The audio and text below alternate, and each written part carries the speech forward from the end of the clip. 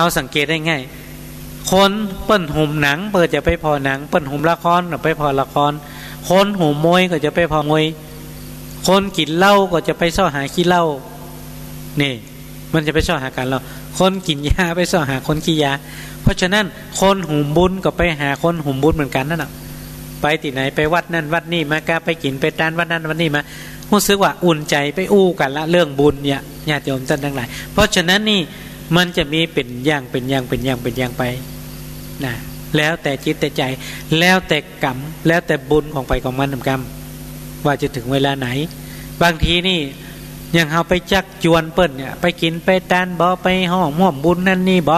เอาบ่ได้ไปเตอเฮ้ยบ่ไปเตอเฮ้ยก็แสดงว่าเปิ้นมีบุญกับเฮาเตอหรือว่าเปิ้นมีบุญที่จะได้ไปนะอันนี้มันอยู่ที่บุญไผ่บุญมันแต่ถ้าเปิ้นจะไปแล้วเปิ้นถึงซ่อหาญาติโยมเนาะบุญนี่นะโอ้จะไปในพ้องหาเปิ้นถึงถามพระครูอภิวัตรหรอนะพระครูบรรยงนะเปิ้นถึงถามหรอโอ้ปีนี้จะไปตั้งใดพ้องหานี่นะจะไปที่ไหนพ้องหาครูบาอาจารย์เปิ้นจะถามลาดถ้าเปิ้นเคยไปเปิ้นจะถามตัวเจ้าปีนี้เฮาจะไปตั้งใดหาเฮาไปแสวงบุญกันบ่เนี่ยนี่ญาติโยมส่วนมากประเดี๋ยวนี้จะเป็นยี่ไปหมดละเพราะฉะนั้นเปิ้นบอกว่าบุญก็ไปที่บุญนั่นน่ะไปสู่บุญเหมือนกันนะบอกว่าจะอยู่ที่ไหนก็แล้วแต่ถ้าใจเฮาไปแล้วเนี่ยจะอยู่ในแพะในป่าจะอยู่ไหนก็แล้วแต่หรือว่าจะอยู่แหมคนละโลกก็แล้วแต่มันตึงไปซ่อหาแต่ถ้าเฮายังอยู่ในโลกมนุษย์นี่เฮายังบ่แสวงหาเนี่ยเฮาไปตั้งหน้าเฮาจะไปป้าว่าญาติโยมบ่ป้าแหละอย่างสมมติว่าเฮาเป็นคนที่บ่เคยไปไหนบ่เคยไปกินไปทานบ่เคยฮู้จักคำว่าบุญบ่ฮู้จักคำว่าทำความดีอย่างซึ่งยังแล้วมันจะไปป้าได้อย่างไรอ่ะเนาะศรัทธาญาติโยมท่านทั้งหลายเฮาก็มาคิดพิจารณาเพราะว่ามันก็จะไปป้าสักตัวอยากะเพราะฉะนั้นเฮาก็รีบขนขวายหาตั้งแต่บัดเดียวเนี่ยเมื่อเฮาไปไหนได้นี่ไปญาติโยมจะไปกักตัวเก่าไปขังตัวเก่าไว้นะเดี๋ยวก็จะอ้างว่าลูกว่าเดี๋ยวว่าหลานว่าเดี๋ยวก็เลนเขามาเฮือน่ะก็ละให้พ่อให้แม่เขาหากันเนาะพ่อแม่เขามีอยู่หรอกโอ้บ่ได้อีแม่จะไปก่อนเนาะแม่ไปได้นี่วันนั้นแม่เท่ามาแล้วไปมันได้ก่อนจะค่อยว่าอีเพราะเวลาเฮามันมีเหมือนนักนี่เนาะเขายังมีโอกาสเนี่ยเขาจะเท่าถึงโลเฮานี่เท่าถึงวันเนี่ยเนาะเนี่ยเพราะฉะนั้นนี่ศรัทธาญาติโยมท่านทั้งหลายเฮาก็พยายามนะเฮาก็ดึงสิ่งที่ดีๆเข้ามาหาตัวเฮานะสิ่งที่บดีจะไปเอาเข้ามาสังเกตว่าญาติโยมคนขี้เหล้าไปซ่อหาคนขี้เหล้าคนนินตาเนี่ยนะมันถึงไปซ่อหาหมู่มันโลเนี่ยนะเปิ้นเราบอกคนบาปไปหาที่บาปคนบุญไปหาที่บุญมันจะไปซ่อหากันคนเดียวมันนี่มันง่ายญาติโยมถึงวันนี้บางคนนี่บางท่านนี่บางวางตัวประทูนะว่าเนี่ยจะได้หาเขาจะไปอยู่จะได้นี่คนนั่นก็ดึงไปคนนี้ก็จะเขาจะมาตั้งบุญมันก็ดึงไปตั้งแหมเส้นหนึ่งอย่างแล้วเขาจะนักแน่นตั้งใดต่างอันน่ะเขาจะไฟตั้งใดต่างอันน่ะมันอยู่ที่จิตที่ใจของคนเฮาเนาะศรัทธาญาติโยมขอฝากศรัทธาญาติโยมด้วยว่าลองไปคิดพิจารณาเพราะว่าทุกสิ่งทุกอย่างเนี่ยมันไม่ได้อยู่ที่ไผมันอยู่ที่จิตที่ใจเฮามันอยู่ที่ตัวเฮานี่แหละไผบ่สามารถที่จะจักนำเฮาไปในสิ่งที่บ่ดีได้นอกจากตัวเฮาคนเดียวเท่านั้นนะคนเล่นหวยไปซ่อหาคนเล่นหวยนะญาติโยมไปที่ไหนมันก็จะไปหุ่มกับหวยนะไปปะตู้เจ้าก็แต่ถามตู้เจ้าเลขนี้อย่างพ่องเลขเด่นเลขดังไปหันวัดนั่นวัดนี่ปากันไปบ่เมารถไปแถวปั้นทั้งภาคอีสานภาคใต้ไปอย่างเปิ้นว่าเลขดังเนาะเลขไอ้ไข่อ่ะโดปโตโรธรรมโมสังโฆอยู่ตกเชียงไฮ้เพ่นน่ะไปเอาเลขดังที่ไอ้ไข่พุ่นน่ะภาคใต้พวกน่ะแล้วได้ก็ได้มีโจกเห็นมั้ยเนี่ยนะเมาไปโดยเปิ่นญาติโยมท่านทั้งหลายนะเพราะฉะนั้นนี่เขาจะไปเมาไปโดยเปิ่นบ่ได้นะเฮาบ่เมาละนะเฮาก็ใจสตินะใจปัญญาแต่ประพฤติปฏิบัติตามแนวของพระพุทธเจ้านี่เถอะมันตึงอดบ่อยากบ่กันอย่างสักอย่างสบายมากฝากศรัทธาญาติโยมเอาละเดี๋ยวจะได้เปิดสายให้ศรัทธาญาติโยมเนาะวันนี้ก็ 3:15 นาทีนะเราก็จะได้เปิดสายให้ศรัทธาญาติโยมโทรมาที่เบอร์ สถานีเนอะ061 989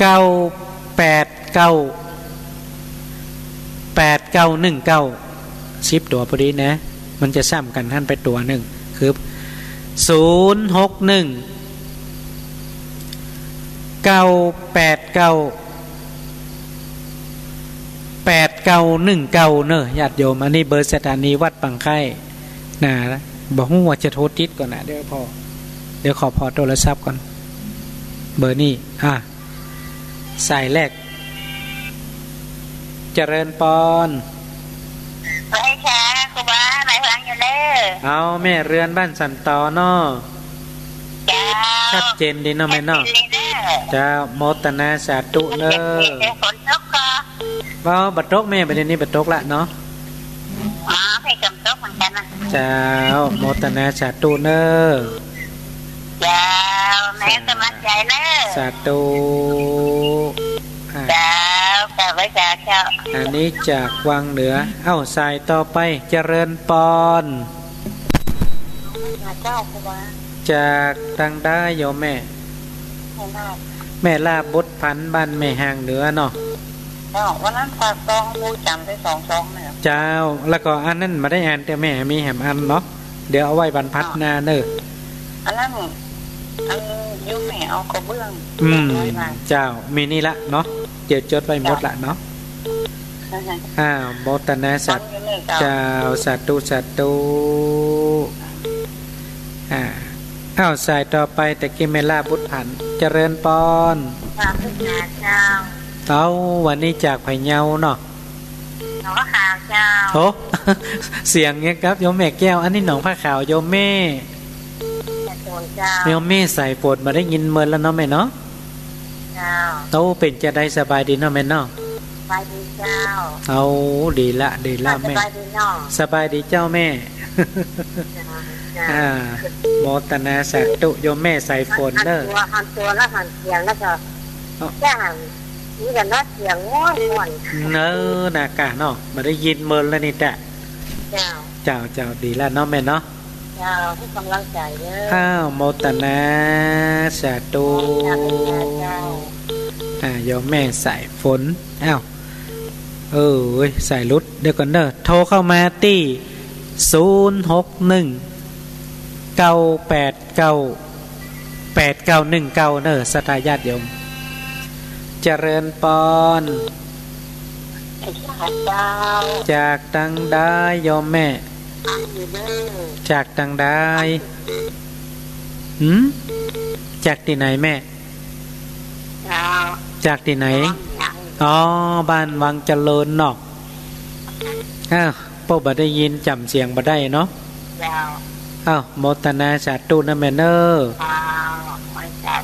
สาธุอันนี้ยอมแม่ล่าวังแม่เสียงล่าเกิดกูลวังเจริญสายต่อไปลุดไปละแกโทรเข้ามาใหม่061 989 8919เนอะเบอร์สถานีวัดปังไข่เจริญปอนจากตังได้โยมแม่บ้านอย่างจ้าบ้านสัลปีแสนละปีเชียงใหม่นะแม่เนาะชัดเจนดีกว่าแม่ทั้งปนชัดเจนดีกว่าดีละวันนี้เป็นโจกเป็นใจได้เนอะวันนี้นะโมตนาสาธุโยมแม่เนอะ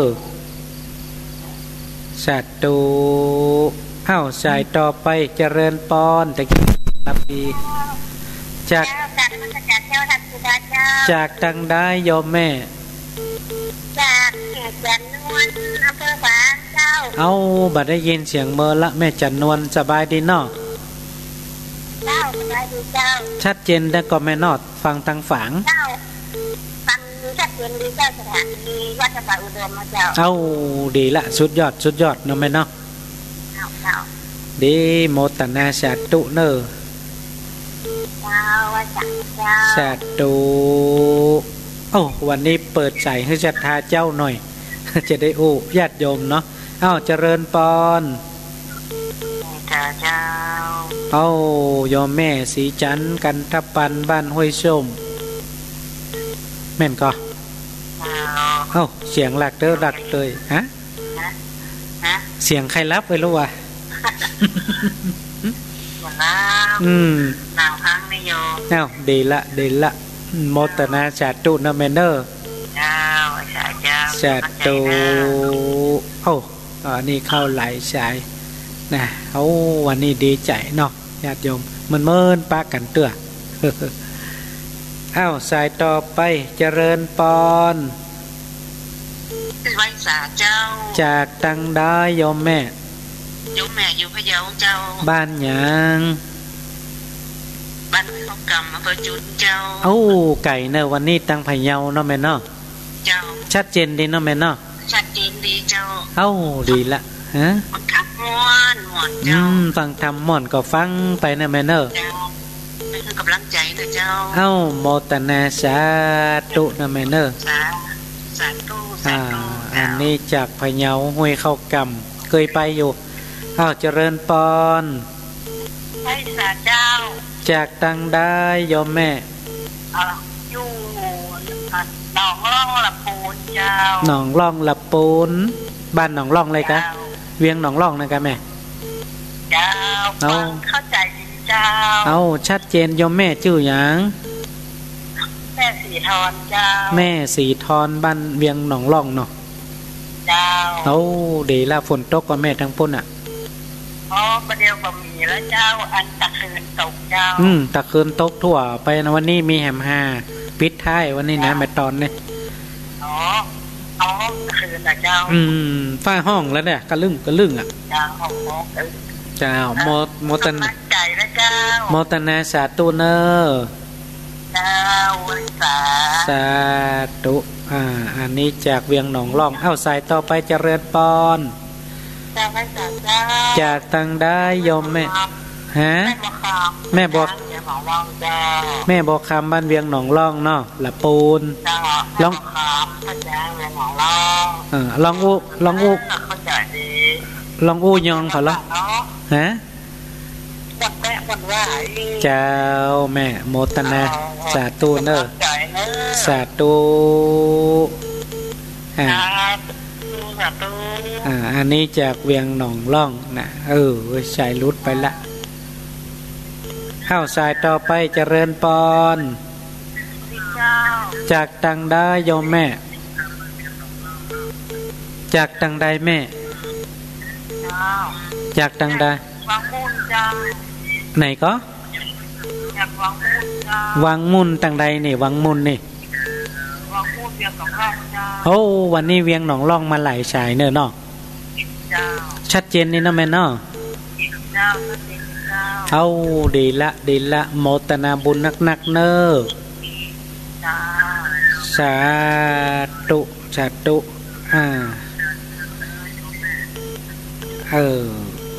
ายลุดไปละเอาใหม่เนาะ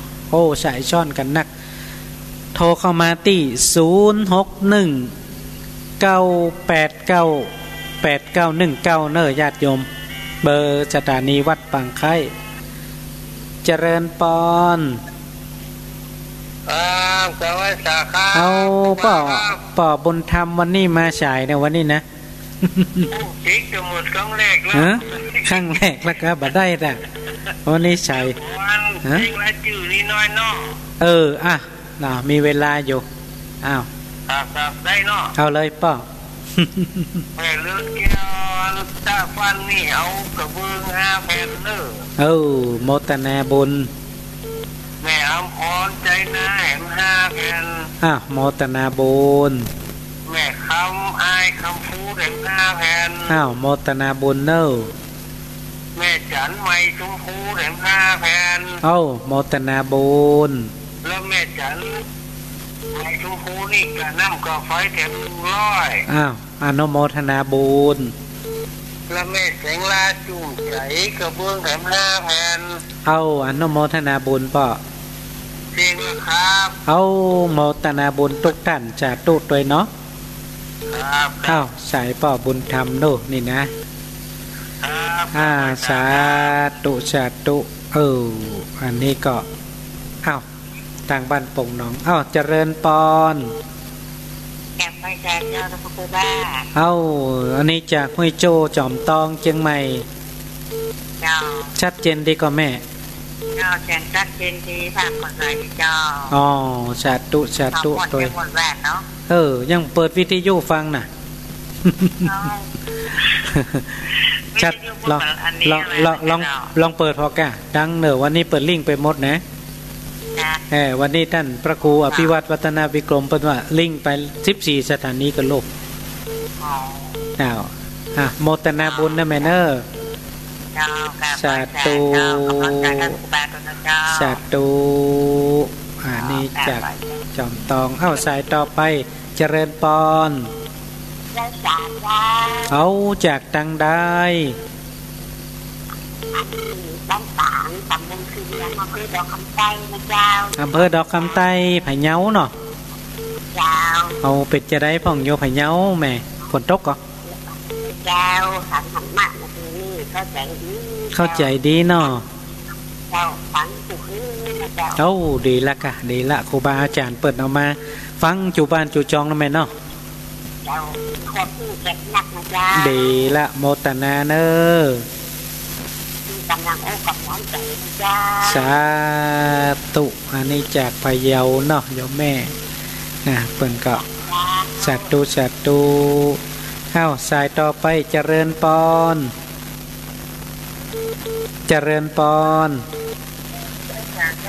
จากตังได้โยมแม่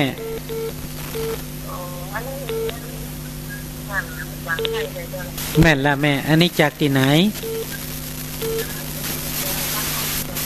บ้านไหนก็บ้านทำก็ต้องปุ่นอากาศตั้งพะเยาอ่ะเนาะอ๋อแม่ละเจ้าแม่ละแม่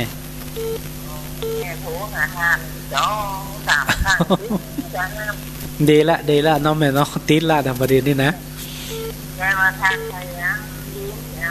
เราไปลืมจะได้ก็บ้านถ้ำบนนี้เนาะแต่ดีละ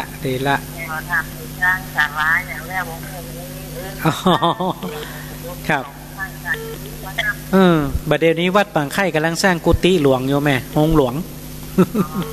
เจ้าโมตนานะแม่เนอสาธุวันหน้ามีโอกาสก็มาร่วมบุญกันเนาะเข้าสายต่อไปเจริญปอนจากตังได้แม่สายไหนยังไงแม่สายเรียกอะอำเภอแม่สายค่ะอำเภอแม่สายจังหวัดเชียงรายกันแม่เจ้าอย่างมาได้แม่สายจังหวัดเชียงรายได้ยินไก่ให้วันนี้แต่ได้ยินจะทีสถานีสยุโอริโออย่างเหรอของน้องดารุณีน่ะดารุณีส่งแผ่วไม่สายบ่น้อยดีแล้วกันบ้านอย่างแม่บ้านอย่างก็อยู่บ้านหนองอ้อไม่สายเนาะเจ้าบ้านหนองอ้อเข้าสัปดาห์มันจ้องซอยนึงนี่เนาะได้แม่ละไปมันกับแม่อันนี้ก็อยู่เวียงปะเป้านี่บ่ได้นี่อยู่เลยแม่ขจานเนี่ยดีละสุดยอดแม่เนาะจัดหมุนอ่ะ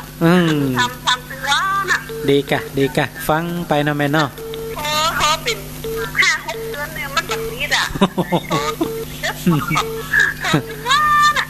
เอามันติดว่าก็อู้กันไปนะแม่เนาะจ้าโมตนาสาธุค่ะขอบคุณเจ้าอันนี้จากแม่สายพวกกระดกเชียงไฮ้พวกกันน่ะจ้ะสายต่อไปเจริญปอนจากภาษาเจ้าทางสุวรรณจากตังได้โยมแม่เรียนเจ้าวัดใหม่กัญจนาอำเภอจูนเนี่ยอยู่บ้านใหม่พวกกันกะอำเภอจูนกะเจ้าอำเภอจูนบ้านใหม่กัญจนาบ้านใหม่กัญจนาชัดเจนดีนะแม่เนาะ เจ้าทางทำสมุนเนาะดีแล้วเนาะแม่เนาะเจ้ากำลังใจทางครูบาให้เจ้าสาธุนะแม่เนอสาธุอ้าวสายต่อไปเจริญปอนไปฝากเจ้าจากตังได้โยมแม่อยู่ฝางเจ้าฝางบ้านหยังนะบ้านหยังก็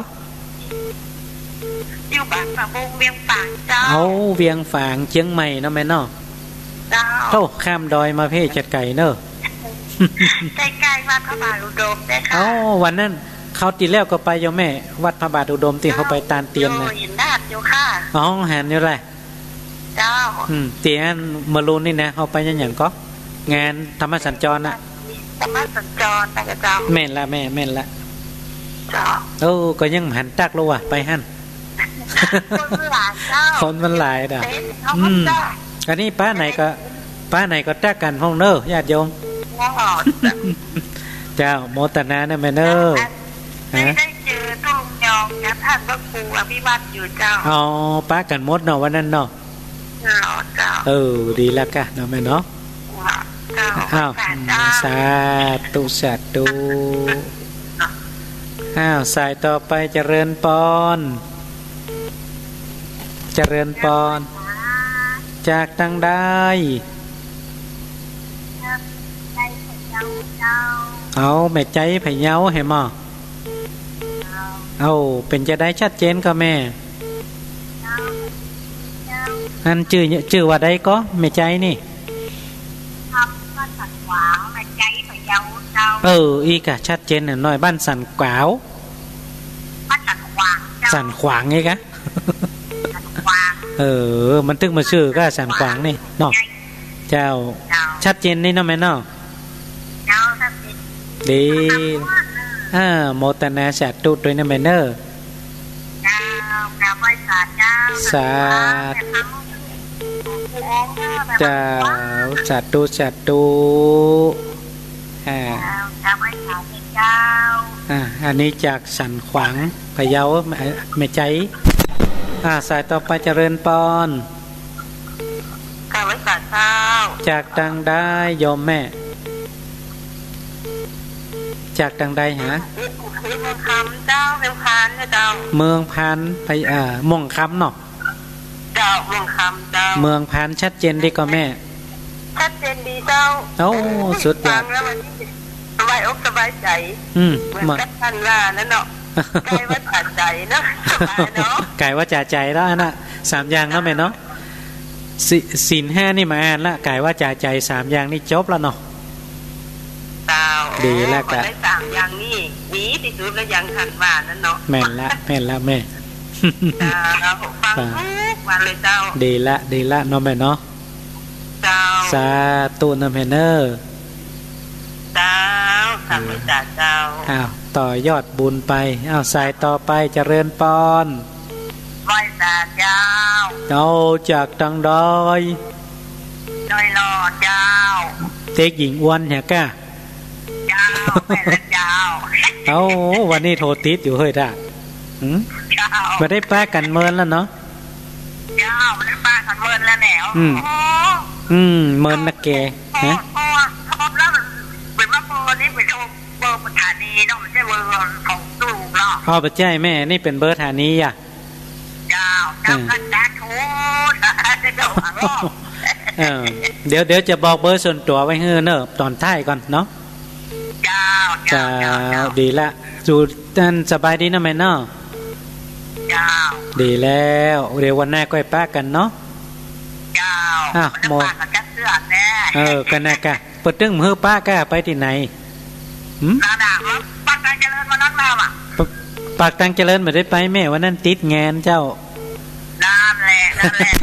มันก็ปากกระตุ้นลอยนั่นนะครับมันสวัสดีเนาะมันนั่นติดงานแต่แม่วันนั้นนะโอกาสหน้าถึงได้ไปอยู่เนาะ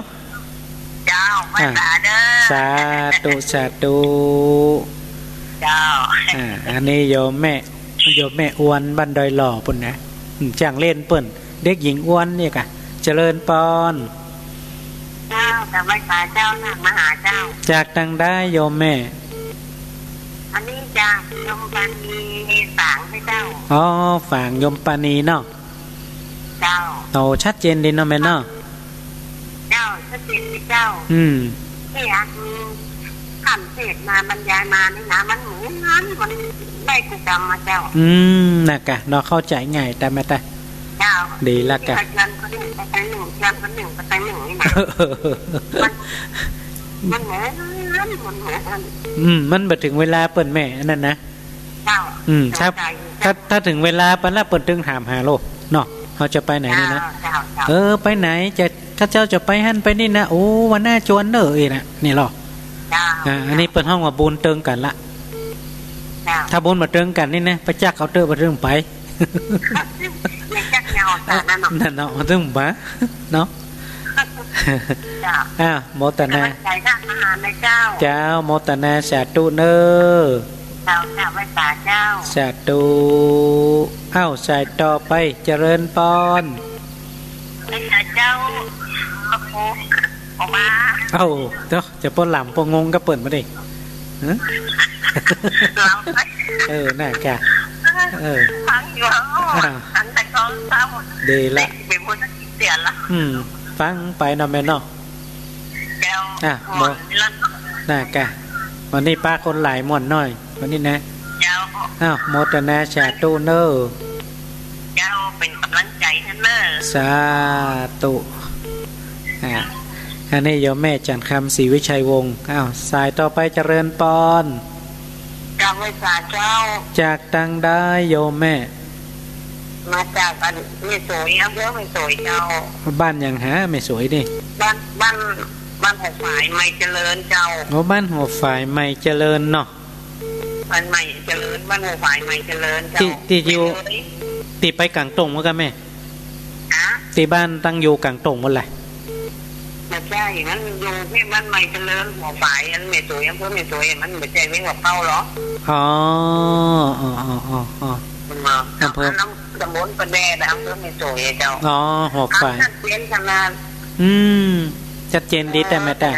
ท่านจะพูดบอกว่ากายว่าใจก็พอใจแล้วเนาะนั่นเนาะสามอย่างอ๋อละไปทำมันต้องไปทำสิ่งห้านี่ดีว่าของมีสามอย่างกับตัวเนาะแม่นเนาะสามอย่างในกายว่าใจเนาะเอาศีลห้าได้หมดอ่ะเนาะดีแล้ววัดพัดมาโดนวันหน้าแม่ก็ไปเนาะวัดแม่ก็ไปแหละ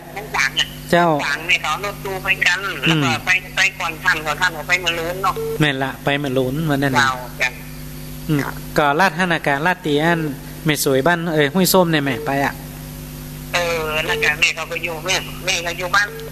โปรไฟล์ไม่เจริญเนี่ยก่อนสร้างสายพานที่ป้อมย้ำที่มันน่ะกันที่ตัวหัวไฟจ่ายน่ะกันก็เขาแล้วก็ไปเตะท่านเราแม่หัวไฟเจ้างานกฐินนะปีซื้อน่ะทำมันกฐินเนาะปีซื้อดีเลยทำกองมอนดีดีละกันเนาะแม่เนาะดีกลับไว้ตาแม่ฟังทุกวันน่ะเนาะดีแล้วเนาะแม่เนาะฟังทุกวันนะสาธุไม่เลยเนาะไม่เลยเนาะเลยบ้านของฝ่ายเจ้าโมตนาอันนี้ก็จากหัวฝ่ายประแดดปนะอำเภอไม่สวยห้าโปบัดตันแต่กี้แต่รับสายเนาะเจริญปอนเจริญปอนเจ้าพี่เจ้าจากทางได้แม่จากพะเยาเนี่ยเจ้าพะเยาบ้านยังเชียงม่วนน่ะเชียงม่วนถ้าจะม่วนขนาดเนาะเจ้าบ้านเชียงม่วนนี่ถึงม่วนแท้ๆเนาะเจ้าชัดเจนนี่นะแม่เนาะนอนฟังกูนะเจ้าแม่มาโทรหาอะไรกับวัดดีละกะดีละเนาะแม่เนาะเจ้า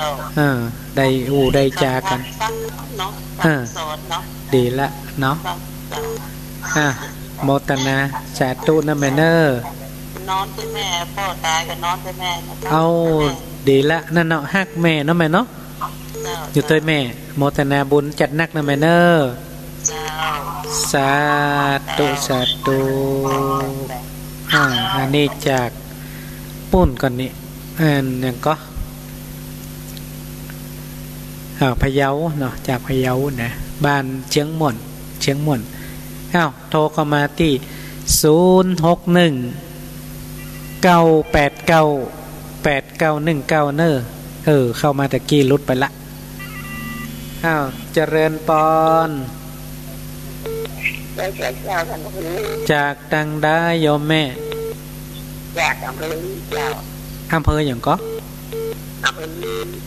อำเภอลี่เอกะเจ้าเอาไปหารว่าอันลี่ไปเห็นล่ะถ้าว่าบ้านถ้าตังเวียงว่าเป้าเป็นห้องลี่บ่ได้นะแต่ปุ่นมันลี่อ่ะเนาะลี่นี่บ่หารละกำนี่แน่นอนเป็นได้พ่อแม่ชัดเจนดีกว่าอำเภอลี่ลองอู้ยองให้ฟังลูกนี่ยองเก้อู้ได้อยู่ก็ยองไหนฮะจังมันโอ้ยแดงอีหยองลี่นี่มันใจยองอ่ะลี่นี่แม่ลี่หยองเจ้าลี่นี่ไปตังใดหาตังเปิ่นห้องไปตังใดน่ะเป็นสิบกันตื่นไม่ตื่นอ๋อไปตังถืนบ่กะแล้วไปก่อต้องไปต้องอู้หำยางถ้ายองต้องบันหงลำปูนเนาะดีแล้วกันเนาะฟังสบายใจดีเนาะแม่เนาะฟังแล้วสบายใจดีแล้วหมอมีความสุขโน้ดีละความสุขสุดยอดแล้วเนาะแม่เนาะได้ความสุขสูงกูดีละกะเนาะโมตันเลยได้เบอร์วันนี้ได้โทรเบอร์นี้นะครับเบอร์ตันวันนี้วันนี้ตันแหละโมตันนะสาธุโยมแม่เนอสาธุอันนี้จากอำเภอลีละปูนเจริญปอนไหวซาเจ้าทันมาหาอันนี้ตั้งใดหานี่ถึงเวงน้องหลงอันนี้ชัดเจนนี่เนาะอันนี้ลือแต่นี่ย่องแต่นี่เนาะเจ้าโทรมาหาทันมาหาแล้ว1-2เลยเด้อวันนี้เมนึกว่าโทรบัดทิ้งเลย40กว่าสายเนี่ยทันมาหาเนอะยังมาโทรอันนี้กะ40กว่าสายกันนี่บ่เต็มวันนี้แล้วเมนึกว่าถึงแล้วเนาะดีกะถึงละบุญถึงแล้วเนาะจ้าเป็นจะได้ฟังชัดทันมาหาเตเนาะวันนั้นนี่เมย์ก็ไปนู้นน่ะบอกบ่อันน่ะบ่ไปถึงตะก้ามตีว่าคุณนักเรียนไปอันสู่ธรรมจักรแม่ละแม่นี่เมย์ก็เต่ามาถึงคุณตะก้ามนี่เนาะคุณคนร้ายเนาะวันนั้นเนาะนั่นเนาะคนร้ายเนาะวันนั้นนะเจ้าวันน่ะโมทนาบุญไปเนอะวันน่ะวันตากับมาปบปะกันเต็มหน่อยไหมเนาะเจ้าดีละย่องมูลเนาะเปิ่นน่ะก็ย่องอันนี้ย่องปลอมย่องปลอมย่องปลอมอย่างใดจะดีเนาะน่ะกะแม่ฟังอยู่เนอะสาธุนะแม่เนอะสาธุไหวสาเจ้าสาธุเจริญปอนเจ้าใส่ต่อไปเจริญปอนจากตังได้จากวังเหนือเจ้าวังเหนือนี่ไผ่หานี่จำเสียงได้กว่าเจ้าน่าแต่จะบ้านแม่ปงกะฮะไม่ได้ยินเสียงเมื่อแล้วเนอะแม่ปงนี่แต่หายไปตั้งได้บ่ฮู้บ้านแม่ปง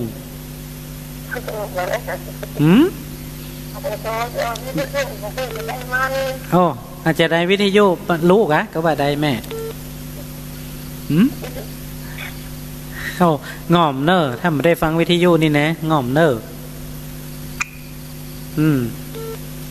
ฉันดีละเนาะ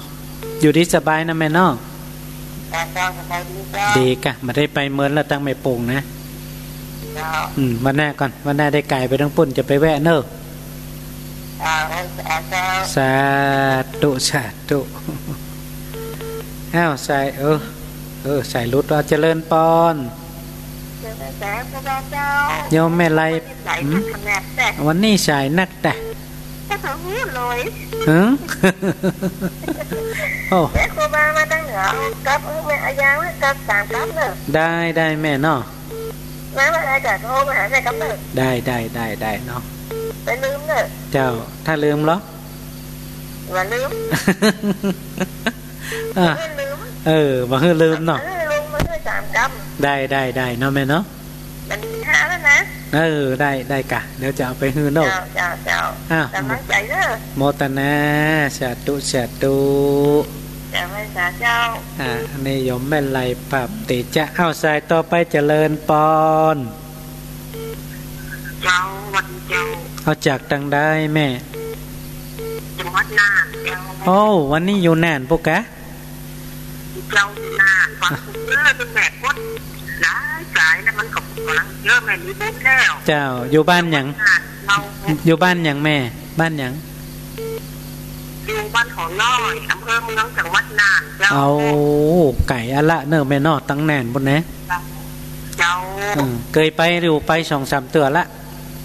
เจ้าแม่อยู่วัดของพระของน้อยเจ้าบ้านอยู่นี่เจ้าเอาดีละกะดีละฟังกันลายก็ตั้งพ้นแม่เจ้าโมทนาเจ้าสาธุเนอจังหวัดน่านหนาวเจ้าหนาวเพื่อเพศทั้งเพศมันหนาวเตือนนี่หนาวเจ้าอากาศพอดีแล้วเจ้าหนาวพุทธหนาวพุทธร้อนเจ้าดีละรักษาสุขภาพนะแม่เนอเจ้ามีกำลังใจเลยเจ้าสาธุแม่บุญเย็นเจ้าสาธุอันนี้โยมแม่จากเมืองแน่นปกติเนาะโอ้เป็นม่วนเนี่ยคนแน่นนี่นะวันนี้เขาได้ยินหลายตีหลายตังเนาะตังไผ่เยาแปะตังแน่นไม่ฉายฝางตังหลับปูนตังเจงใหม่เจริญปอนจากตังได้แม่จากตังได้จากที่ไหนฮะจากข้างชัดเจ้าห้างชัดลำปางนะแม่เนาะเจ้าชัดเจนดีก่อห้างชัดว่าเจ้าโมตนาเนออยู่ห้างชัดเจ้าสาธุอันนี้จากห้างชัดลำปางนี่ต้องมีหนาเนอะลำปางนะนี่นะอยู่เมืองลำปางเมืองรถแม่เป็นว่าเมืองรถแม่ลำปูนเชียงใหม่แน่นเนาะพะเยาวันนี้เนี่ยเมษายนพุทธแหมโทรเข้ามาเนอะ061-989-8919นะเจริญปอนจากตังได้แม่ตังใดก็จากฝางเนาะเมืองฝางนะแม่เนาะบ้านอย่างจ้ะบ้านห้วยทรายกะชื่อของแล้วก็ไก่จากบ้านหลวงก็แม่คนละอำเภอกะบ้านหลวงแม่ไก่เนาะ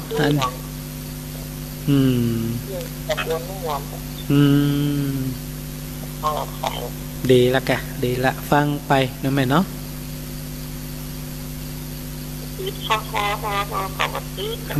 ติดละประเด็นนี้ติดละรถเนาะดีละเนอแม่เนออยู่ดีมีสุขนะสาธุเจ้านี่จากเมืองฝางสายต่อไปเจริญปอนไม่สายเจ้าท่านพระครูจากตังได้โยมแม่จากบ้านสังพไซเมืองพานเจ้าเมืองพานกะเจ้าบ้านสันยังก็สังพไซตังใดนี่บ่หันกำเตอะก็สังพไซจะพูดตรงเมืองพานเจ้าป่าหุงพี่เนาะเป็นจะได้พ่องแม่ชัดเจนก็ชัดเจนเจ้าพังจากสถานีหนองบัวของคุณดารุณีเจ้าคุณดารุณีเนาะสุดยอดนะแม่เนาะฟังดีละเอาธรรมะเป็นติปึ่งจิตใจเนาะแม่เนาะดีโมตนาสาธุเนอสาธุ เจ้าอันนี้จากป่าหงปุ่นน่ะเมืองพานปุ่นน่ะข้าวสายต่อไปเจริญปอนจากทางใดแม่แม่อยู่เมืองพานเจ้าเมืองพานบ้านหยังสันต้นเพิงเมืองพานเนาะชัดเจนม่วงคำสุดยอดแบบนี้ชัดเจนดีกว่าแม่ชัดเจนดีเนาะเจ้าดีละติดกะแม่เขาติดอยู่โมตนาสาธุนะแม่เนอร์อันนี้จากเมืองพานบ้านม่วงคำเอาเจริญปอนจากทางได้แม่จากทางได้อำเภอแม่อายเจ้าอำเภอแม่อายจังหวัดเชียงใหม่กะเจ้าชัดเจนดีเนาะแม่เนาะเจ้าแม่อายนี่จะไก่แล้วนี่เนาะไก่กว่าฟางเนาะแม่เนาะฝางก็ไม่อายเจ้าเขาเลิกก็ไปงานอย่างตันเตียนตีวัดอย่างก็ไม่อายปีแล้วไหมปีแล้วไปวัดใหญ่ๆนั่นนะอำเภอแม่อายปีบ้านเด่นกะบ้านเด่นมาใจกะแหมวัดหนึ่งแมวที่ถนตางนะเคยไปปีซืนกะ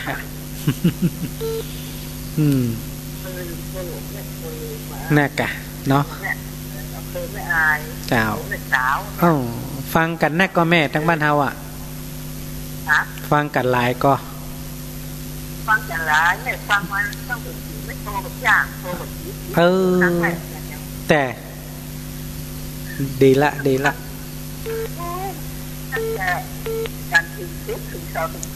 สุดยอดเลยแม่เนาะ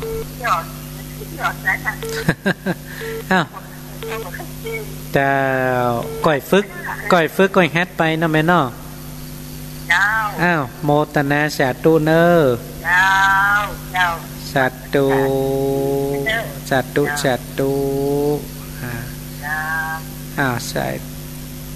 ใช่ลุดไปละโทรเข้ามาใหม่สายต่อไปเจริญปอนเสียงก้อยแม่ได้ยินได้ยินละแต่กี้เสียงมันก้อยอยู่จากทางใดแม่อยู่ท้ายทุ่งตัดตะเลียงเจ้าเชียงใหม่เจ้าเชียงใหม่เนาะวันนี้เนาะเจ้าชัดเจนดีกว่าแม่ทั้งปุ่นเจ้าเป็นเจ้าดีละเนาะแม่เนาะเจ้าโมตนาบุญจัดตุเนอสาธุสายต่อไปจากเชียงใหม่เจริญปอน